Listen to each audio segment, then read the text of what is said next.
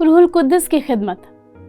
جب ہم غیر ایمانداروں کے ساتھ کلام کی سچائی کو بانٹتے ہیں تو ہمیں روح القدس پر انحصار کرنے کی ضرورت ہے تاکہ وہ انہیں قبول کرنے کے لیے قائم کرے۔ نجات کا پیغام۔ میں ہوں مشل۔ ہم پہلے سے ہی یوحنا کی انجیل کے اس حصہ میں ہیں جہاں یسوع نے رسولوں سے وعدہ کیا کہ سچائی کا روح آئے گا اور وہی تم کو تمام سچائی کی راہ دکھائے گا، اور جو کچھ میں نے سکھایا ہے وہ سب تمہیں یاد دلائے گا۔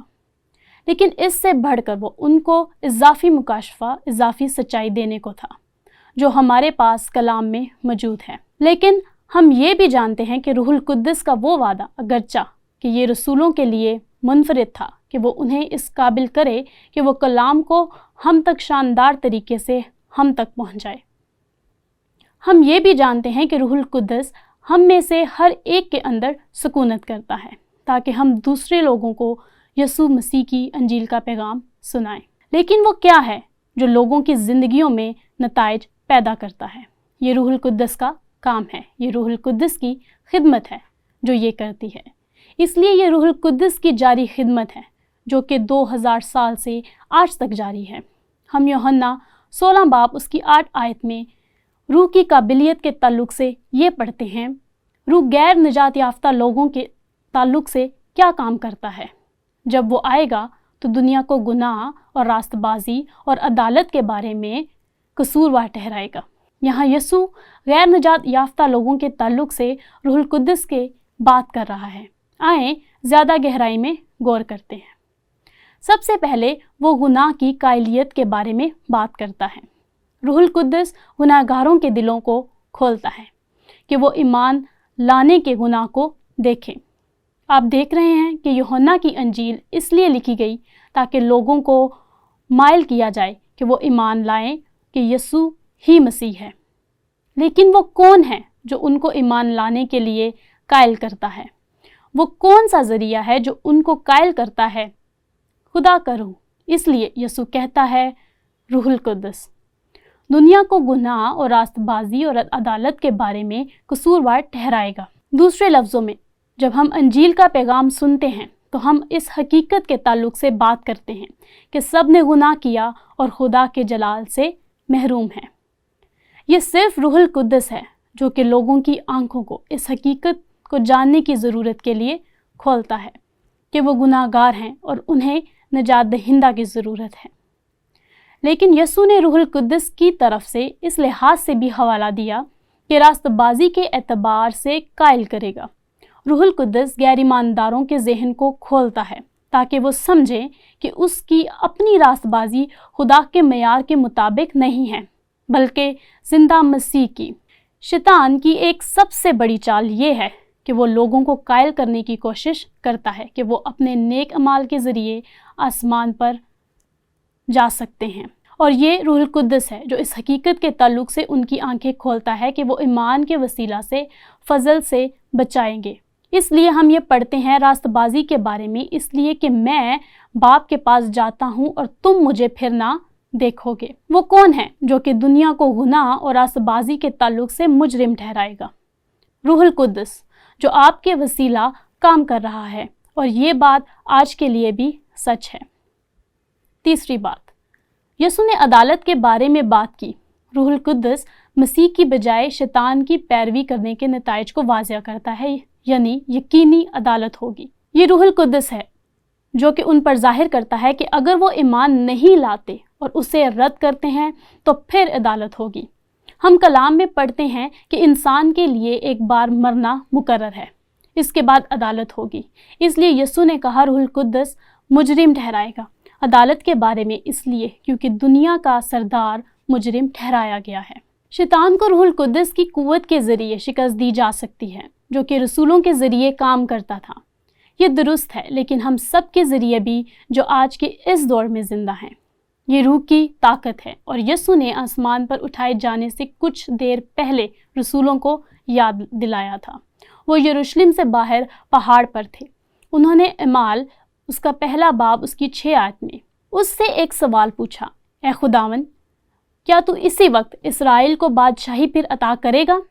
وہ ابھی تک نہیں سمجھے تھے وہ ابھی تک یہ بات نہیں سمجھے تھے کہ یسوع آسمان پر اٹھائے جانے کو تھا۔ خدا یہ سچائی ظاہر کر رہا ہے، ان وقتوں اور میعادوں کا جاننا جنہیں باپ نے اپنے ہی اختیار میں رکھا ہے، تمہارے کام کا نہیں۔ یہ کہتے ہوئے یسوع کا مطلب تھا کہ ہاں، اسرائیل کو بادشاہی عطا کی جائے گی، لیکن ابھی نہیں۔ اور وہ مزید وضاحت کرتا ہے، لیکن جب روح القدس تم پر نازل ہوگا تو تم قوت پاؤ گے، اور یروشلیم اور تمام یہودیہ اور سامریہ میں بلکہ زمین کی انتہا تک میرے گواہ ہوگے۔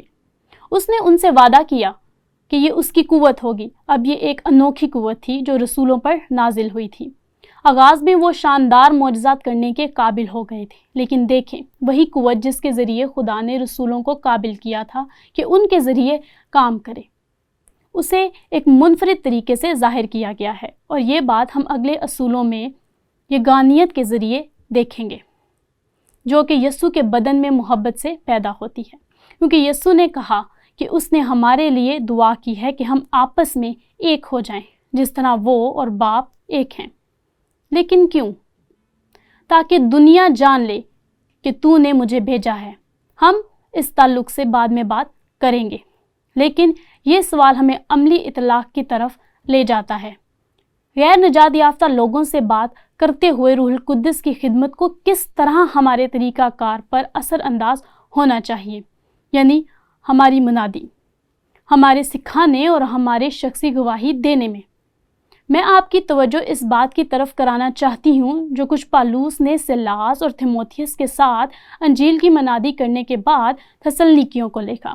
اے بھائیو، خدا کے پیارو، ہم کو معلوم ہے کہ تم برگزیدہ ہو، اس لیے کہ ہماری خوشخبری تمہارے پاس نہ فقط لفظی طور پر پہنچی بلکہ قدرت اور روح القدس اور پورے اعتماد کے ساتھ بھی۔ میں یقین رکھتی ہوں کہ ابتدائی طور پر روح القدس قدرت کے ساتھ رسولوں کے ذریعے معجزات کرنے کے لیے آیا، لیکن یہی سچائی آج کے لیے بھی قابل اطلاق ہے، کیونکہ خدا اپنی قوت کو ہماری زندگیوں میں روح القدس کے ذریعے ظاہر کرنا چاہتا ہے۔ جب ہم ایک دوسرے سے محبت رکھتے ہیں، اور یہ چیز اس بات کا ظاہری نشان بن جاتی ہے کہ ہم مسیح کے شاگرد ہیں۔ ایسی محبت اور یگانگت تخلیق کرنا جو کہ لوگوں کو یقین دلائے کہ یسوع مسیح در حقیقت خدا کی طرف سے آیا تھا، لیکن اس کا یہ مطلب نہیں کہ ہماری کوئی انسانی ذمہ داری نہیں ہے۔ میں آپ کو پہلا تھسلنیکیوں اس کا دوسرے باب میں لے جانا چاہتی ہوں، یہ کہنے کے بعد کہ یہ روح القدس تھا جس نے ہماری زندگیوں میں کام کیا تاکہ ہم ایمان لائیں اور مسیح کے پاس آئیں۔ پالوس نے ان کی کوشش اور ان کے کام کے بارے میں یہ لکھا۔ وہ کہتا ہے، کیونکہ اے بھائیو، تم کو ہماری محنت اور مشقت یاد ہوگی کہ ہم نے تم میں سے کسی پر بوجھ نہ ڈالنے کی غرض سے دن رات محنت مزدوری کر کے تمہیں خدا کی خوشخبری کی منادی کی۔